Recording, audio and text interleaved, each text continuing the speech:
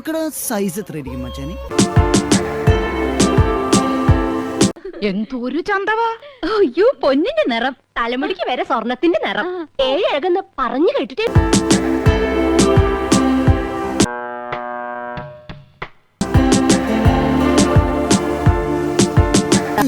പിന്നെ മിസ് കേരള മത്സരം നടക്കുമ്പോ പോകാൻ മറക്കല്ലേ.